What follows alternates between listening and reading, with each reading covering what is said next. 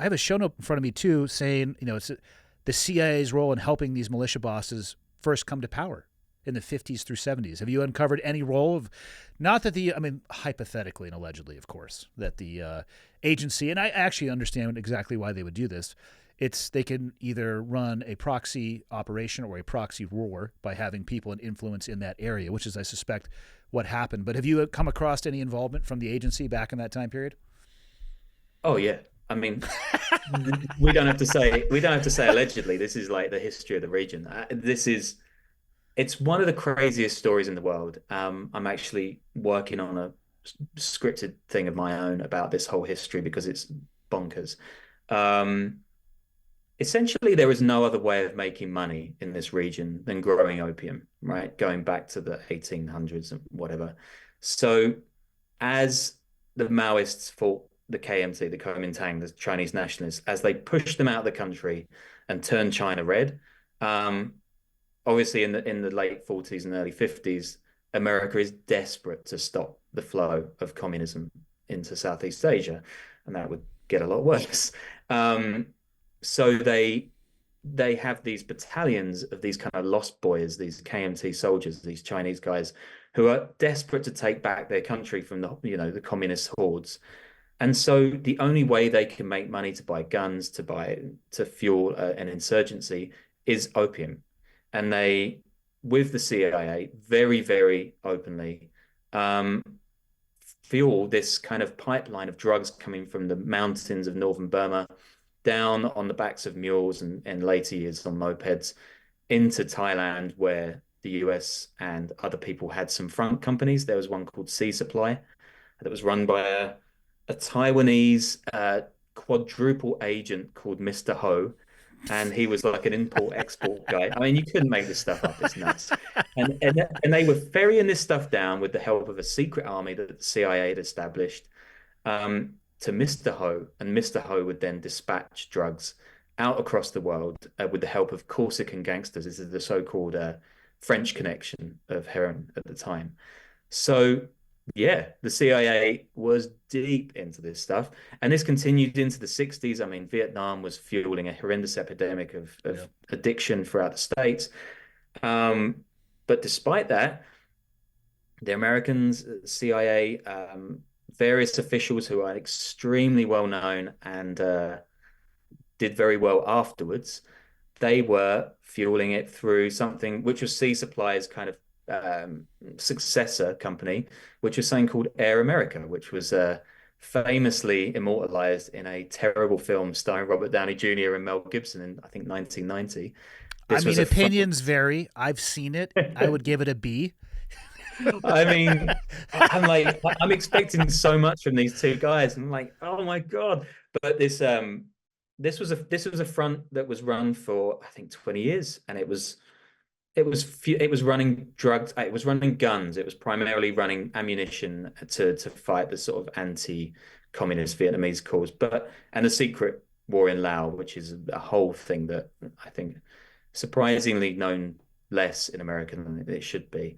But they were also funneling drugs because the drugs were the ways that the generals and the rebel groups were getting their money. There was no other way to make money.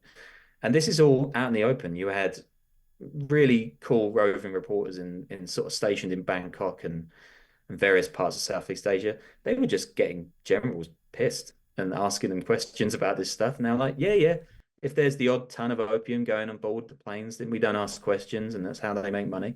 So the US and even the people who were taking it out of, say, Bangkok, there's a very famous guy called Ike Atkinson, who was a black GI from North Carolina.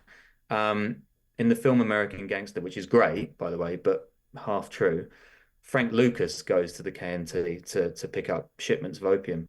That's not him. He never did that. He was always in Jersey. This was a guy called Ike Atkinson, a kind of demob happy GI, had served in Germany. And it was alleged that he was shipping out heroin packets in the bodies of dead GIs from the war. Yeah. That part of it is sort of the more dramatic bit, but there was a very, very well established train for drugs coming out of the region at that time, 60s, while the war was going. And Americans were involved in every single part of it. And you know, there were Brits involved as well. It's crazy. It's really, really insane time in history. It's interesting too, from a country. I'm as you know, I'm proud of where I'm from, and I think everybody should be proud of where they're from. But I don't think that should excuse you from looking into the corners and behind the curtains every once in a while, just getting an understanding. First off, we could probably start with this: there is no country on earth that has a perfect track record. So maybe you shouldn't expect that the country that you are from has one. But the number of times that the U.S. government, through agencies, has gotten involved in situations like this, and I'm sure the initial idea was, we're going to fight communism without fighting communism directly. And now we have this golden triangle in a destabilized region that may never even be possibly stabilized again. And, you know, we have these short-term tactical victories that end up with strategic, I'll let other people determine whether or not they are victories or losses. But we repeated it in Afghanistan as well. We backed the Mujahideen to fight off the Russians. And then the next thing you know, we're fighting against the literal weapons that we provided, because, you know, the enemy of our enemy is our friend in that moment. And I guarantee you there were American troops that were killed by weaponry that was provided by Americans to fight the Russians. I don't have a solution for it, but damn, if the history of the United States and many other countries doesn't seem to repeat itself, you dig in deep enough, like, oh, this is a horrible problem. And you dig in, you're like, oh shit, yeah, that might have been a little bit of our fault. We did it. Yeah, I mean, I'm British, so I know well that feeling. Look at the opium wars. I mean, everything like that. But it's I mean, we're talking about perfect storms and creating these kind of industries back then in the sort of 60s and 70s. This was when Nixon was inaugurating the war on drugs. So there was very much a feeling, there wasn't kind of a modern understanding of addiction in any way. These were kind of outcasts, the people who were coming back from Vietnam, dope things. They were just sort of carbuncles in the country. They were treated as outsiders. No one, from what I've read, and I've done a lot of research into sort of the biographies of people who were involved in Laos and Vietnam back then, they didn't really think about the addiction problem the way that we might think about it now. They were able to compartmentalize it the way that Nixon did and be like, right, well, that's kind of the cost. The value of this is that we might hold back the tide of communism. We don't care about, you know, mostly black and brown Americans who are getting hooked on this stuff in the inner cities. We don't really care about them. We've got this very sort of, I don't know, kind of sort of puritanical view of drugs in a way. And that allowed them to justify overtly fueling the drug trade that was getting to the States. And one of the guys who I'm sort of obsessed with, I think he was the head of the Laos station at the time in Vientiane, and he had a horrific effect on the region, on the politics, on the people back home in the States.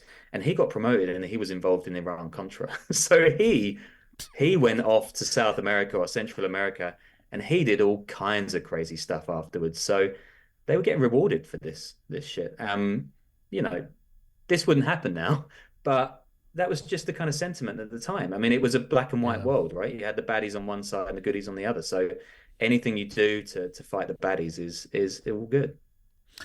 Well, you can win all the battles, but still lose the war. And that's the problem with, you know, Yes. I'm sure, well, I can't say that I'm sure. I would like to believe that those people had the best of intentions and motives, but I also don't think human behavior has really changed that much. And oftentimes people have their own self-interest in mind.